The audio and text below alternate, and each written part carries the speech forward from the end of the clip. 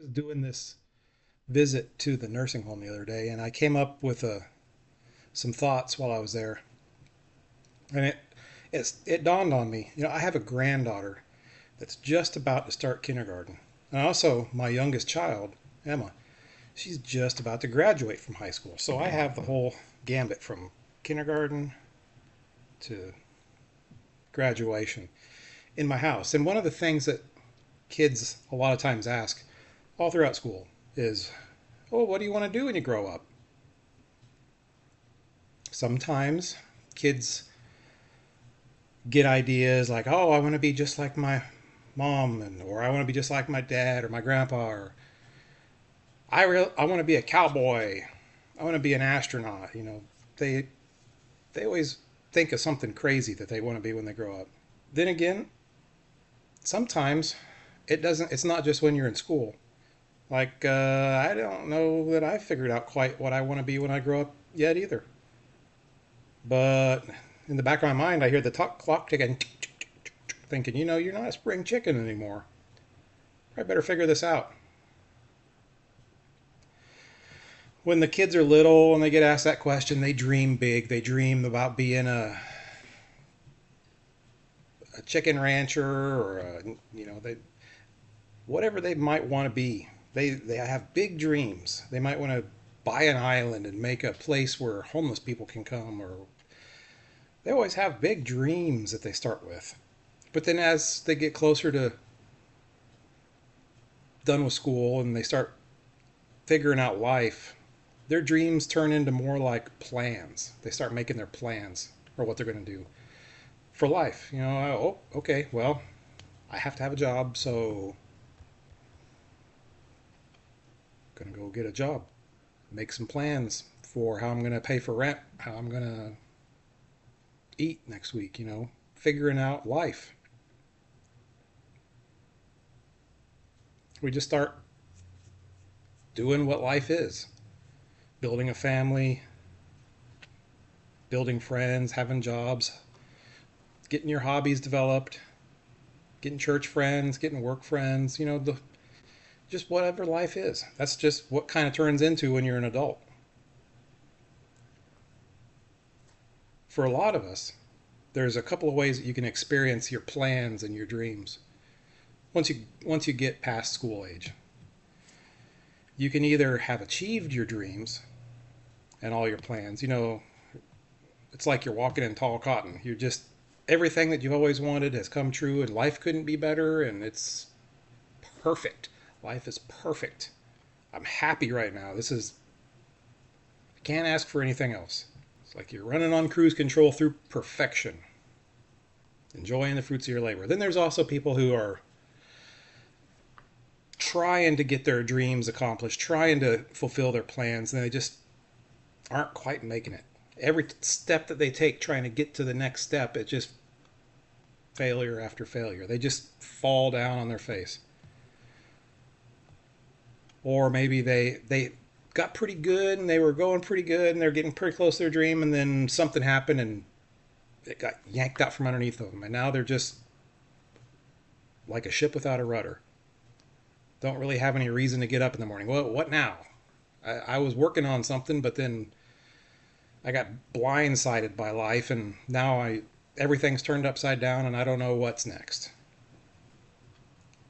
That's where a lot of people find themselves. Even that first person that thinks that they've achieved everything. You might be sitting there thinking, "Okay, this is great. This is awesome. What's next?" Or, "This is horrible. I don't know what to do. What's next?" You might think, "Is God done with me? Have I achieved everything that I'm going to achieve in my life? Is this it? What's next, God?" Now, one thing that we have to remember,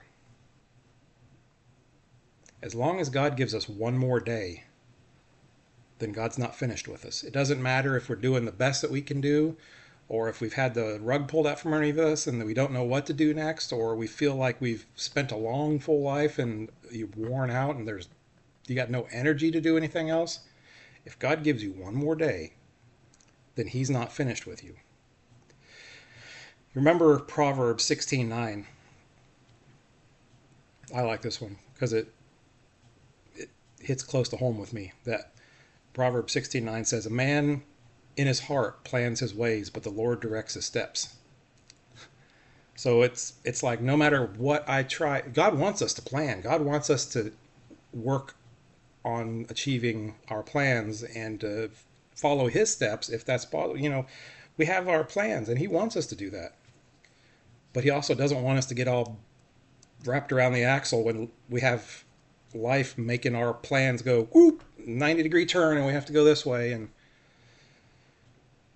when God orders your steps, when He takes control and makes your next step not what you thought that next step was going to be, you got to remember that God is sovereign and in control of all of this.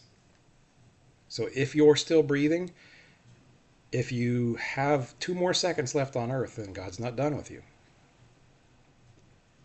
In Psalm 139, the psalmist wrote, "My frame was not hidden from you when I was made in the secret place, when I was woven together in the depths of the earth. Your eyes saw my unformed body. All of the days ordained for me were written in your book before one of them came to be." Can you imagine that? Before I was born, God knew exactly how many days, how many minutes I was going to be alive.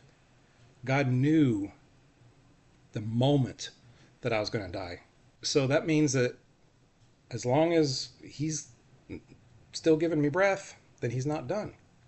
I don't know when that day is going to be, but He does. Jeremiah 29:11 says, "For I know the plans I have for you, declares the Lord, plans to prosper you and not to harm you, plans to give you a hope and a future."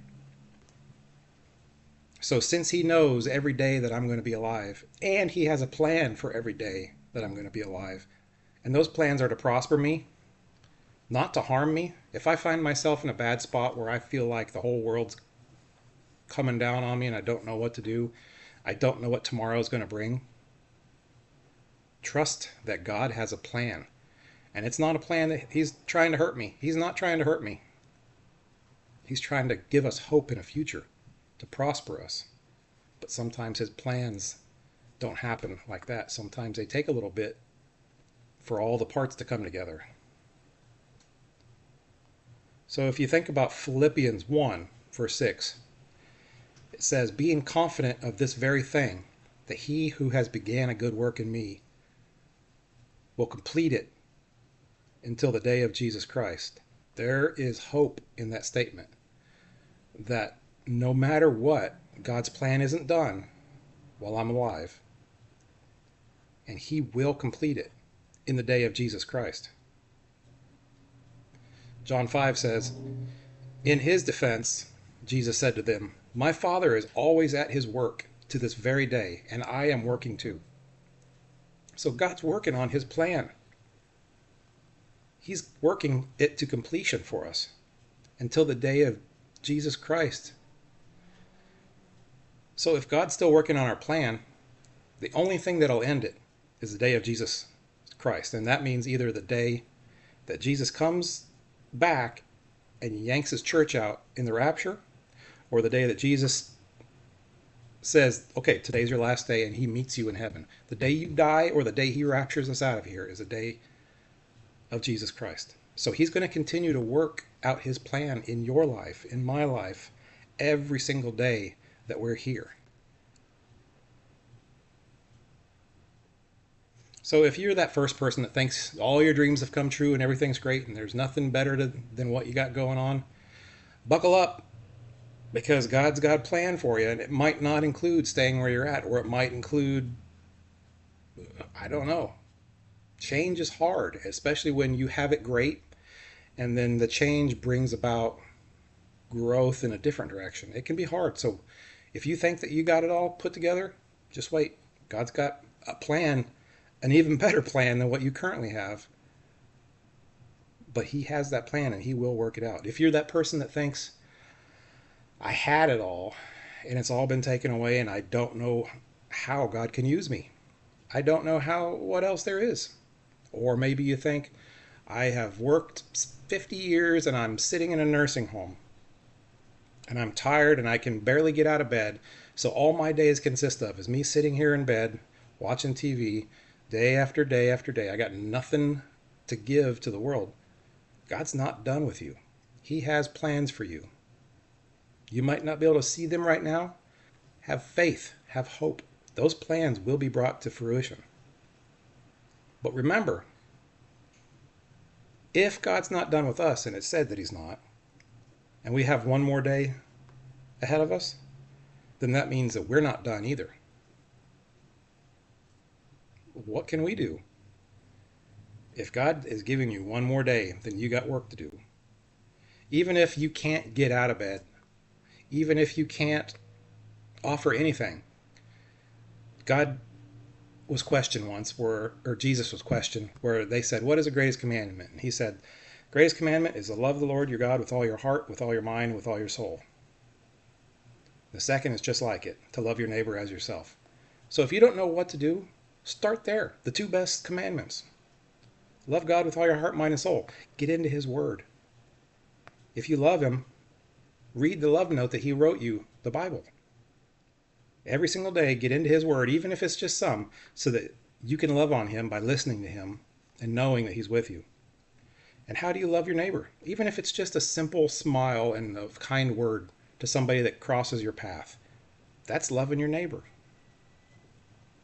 If my entire existence, doesn't matter at all, the only thing that comes out of my entire life is I get to be the person who offers a hand to somebody that needs it, so I'm fulfilling God's will by helping one person, I would be tremendously elated to have been used by God, even if it's just one time to help one person. I don't have to be Billy Graham filling up stadiums full of worshipers and converting thousands of people that I'll get to meet in heaven. I just have to touch one person in God's help and say, God, help. That's all you have to do. Be there for one person. Love your neighbor. Just a smile. Just a hello. How are you? You don't look like you're feeling very good. Is there something I can do to help you? Just something like that. Remember, God's not done with you, and we're not done yet either. If you're struggling and you need help, reach out. There are people out there that want to help you. I want to help you. Remember, you're not alone in this.